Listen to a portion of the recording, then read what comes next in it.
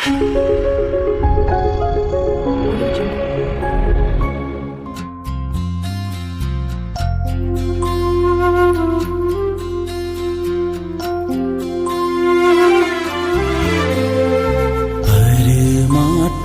प्रेम रूप प्रिय पुत्र प्रभु को मरने क्यों दिया क्रूस पर मरने के वास्ते। परमात्मा प्रेम रूप प्रिय पुत्र प्रभु को मरने क्यों दिया क्रूस पर मरने के वास्ते। मरने क्यों दिया क्रूस पर मरने क्यों दिया क्रूस पर मरने क्यों दिया क्रूस पर मरने के।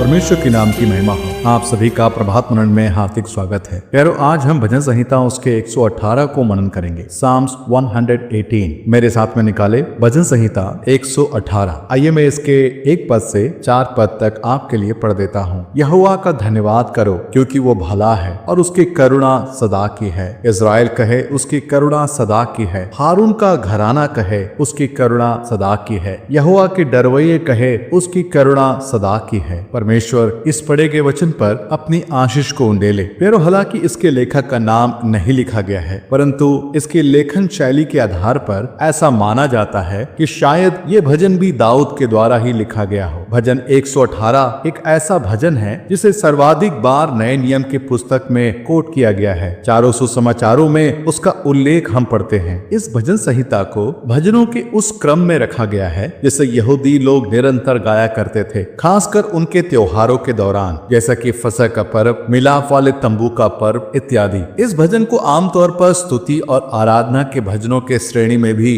गिना जाता है। इब्रानी भाषा में इसे हलेल अर्थात हालेलुया भजन भी कहा जाता है। भजन 113 से भजन 118 को यहूदियों ने इसी श्रेणी में रखा है। यदि इसकी बैकग्राउंड की बात करें तो ऐसा माना जाता है कि इस भजन को तब लिखा गया था जब एजरा और नेहमिया की अगुवाई में यरूशलेम नगर की शहरपनाह को दोबारा बनाया गया था। प्यारो, जैसे कि हमें पता है कि उस टूटे हुए शहरपनाह को बनाना कितना मुश्किल काम था, क्योंकि उस निर्माण कार्य को रोकने के लिए शत्रुओं ने भरसक प्रयास किया था, परंतु परमेश्वर ने शत्रुओं के मंसूबे पर पानी फेर दिया और अपने लोगों को उनके लक्ष्य तक पहुंचने में उनकी सहायता की, जिसकी चर्चा भजनकार इस भजन के पद 10 से 14 में करता है। शहरपनाह के निर्माण कार्य को पूरा करने में लगभग 52 दिन लगे थे और उसके संपन्न होने पर सब आश्चर्यचकित हो गए थे, जिसकी चर्चा भजनकार पद 15 से 16 में एवं 23 और 24 में भी करता है। ये भजन किसी एक व्यक्ति के द्वारा गाया गया गीत नहीं था, परंतु एक समूह में गाया गया एक भजन के रूप में हम देख सकते हैं। लोग परमेश्वर की दया और करुणा और उसके अद्भुत कामों को स्मरण कर उसकी स्तुति और आराधना करते हुए हम पाते हैं। हम मत्ती रचित सुसमाचार उसके 26 अध्याय और 30 पद में पढ़ते हैं कि प्रभु यीशु मसीह जिस रात वह पकड़वाया जाने वाला था, अपने चेलों के संग फसह के भोजन में शामिल होने के उपरांत भजन के गीतों को गाते हुए जैतून के पहाड़ पर चढ़ गए थे। बाइबल विद्वानों का मानना है कि उन्होंने शायद भजन संहिता 118 को गाया हो, क्योंकि जैसे हमने पहले भी मनन किया था कि इस भजन को आमतौर पर फसह के पर्व के दिन में गाया जाता था। आइए दोबारा से मैं इसके कुछ पदों को आपके लिए पढ़ देता हूँ। यहोवा का धन्यवाद करो क्योंकि वो भला है और उसकी करुणा सदा की है। इस्राएल कहे उसकी करुणा सदा की है। हारून का घराना कहे उसकी करुणा सदा की है। यहोवा के डरवे कहे उसकी करुणा सदा की है। प्यारो, पद 1 से 4 में भजनकार आह्वान कर रहा है कि हम परमेश्वर का धन्यवाद करें क्योंकि उसकी करुणा सदा की है। अंग्रेजी में ऐसा लिखा गया है, O give thanks unto the Lord for he is good because his mercy endureth forever. इस वाक्यांश को बार बार दोहराया गया है कि उसकी करुणा सदा की है, अर्थात भजनकार ये बतलाना चाहता है कि मनुष्य का रवैया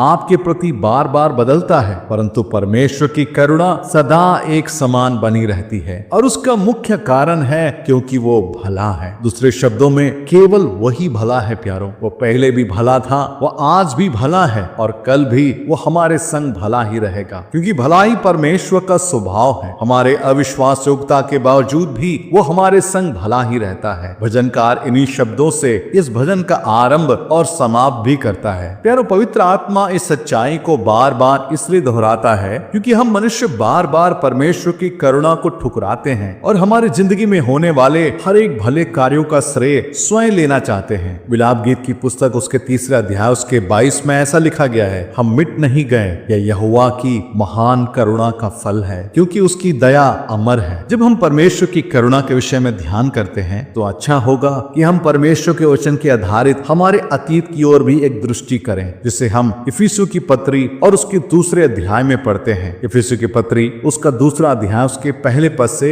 मैं कुछ पदों को आपके लिए पढ़ देना चाहता हूँ। उसने तुम्हें भी जिलाया जो अपने अपराधों और पापों के कारण मरे हुए थे, जिनमें तुम पहले इस संसार के रीति पर और आकाश के अधिकार के हाकिम अर्थात उस आत्मा के अनुसार चलते थे जो अब भी आज्ञा ना मानने वालों में कार्य करता है। इनमें हम भी सब के सब पहले अपने शरीर की अभिलाषाओं में दिन बिताते थे और शरीर और मन की इच्छाएं पूरी करते थे और अन्य लोगों के समान स्वभाव ही से क्रोध के संतान थे। इन पदों में परमेश्वर का आत्मा हमें स्मरण दिलाता है कि हम सब पाप में बीमार नहीं परंतु पाप में मरे हुए इंसान थे, अर्थात पूरी दुनिया परमेश्वर की नजरों में एक कब्रिस्तान के समान था जिसमें सभी आत्मिक रीति से मरे हुए थे। पद 4 में कुछ ऐसा लिखा हुआ मेरे प्यारों, परंतु परमेश्वर ने जो दया का धनी है अपने उस बड़े प्रेम के कारण जिससे उसने हमसे प्रेम किया, जब हम अपराधों के कारण मरे हुए थे तो हमें मसीह के साथ जिलाया। अंग्रेजी में कुछ ऐसा लिखा गया है, but God who is rich in mercy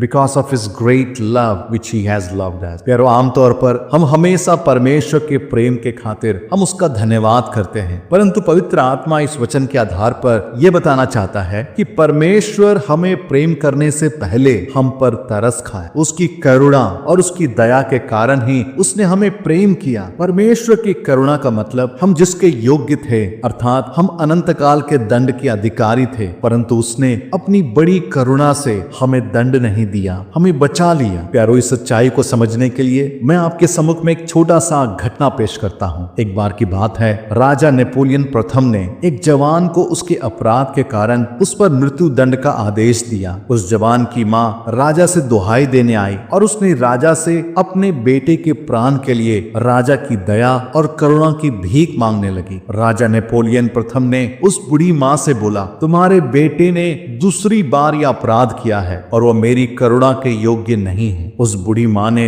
बड़ी विनम्रता से राजा से बोली, महाराज, यदि मेरा बेटा आपके करुणा के योग्य होता तो वो करुणा करुणा नहीं कहलाता। ये बात राजा के दिल को छू गई और उसने उस जवान के प्राणों को बख्श दिया। हाँ मेरे प्यारो, हमारी अवस्था भी बिल्कुल ऐसे ही थी। हम भी दंड पाने के योग्य थे, परंतु परमेश्वर ने अपनी महान करुणा से हमसे प्रेम किया, हमें बचाने इस धरती पर जन्म लिया, श्रापित दंड को सहा, हमें पाप के दंड से बचाया। आज वो हमारी अगुवाई कर रहा है, हमारे लिए जगह तैयार कर रहा है। वो बहुत जल्द वापस आएगा और हमें अपने संग ले जाएगा कि हम सदा उसके संग स्वर्ग राज्य में रहें। तो प्यारो, क्यों ना हम भी उस भजनकार के संग ये कहने पाए, परमेश्वर का धन्यवाद करो क्योंकि वो भला है, उसकी करुणा सदा की है। इन विचारों को मनन करते हुए आइए हम प्रभु की आराधना करें, उसे दंडवत करें, उसके नाम की जय जयकार करें, परमेश्वर के नाम की महिमा हो। आप सभी को मेरा जय। यदि मृत्यु होगी तो विजयी हम होंगे, प्रिय यीशु मसीहा है विजयी कलवरी में। यदि मृत्यु होगी तो विजयी हम होंगे, प्रिय यीशु मसीहा है विजयी कलवरी में।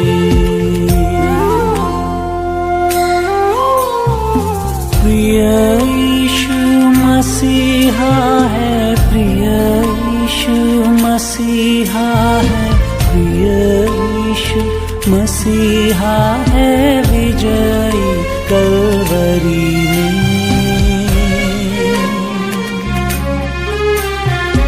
परमात्मा प्रेम रूप प्रिय पुत्र प्रभु को मरने क्यों दिया क्रूस पर मरने के वास्ते।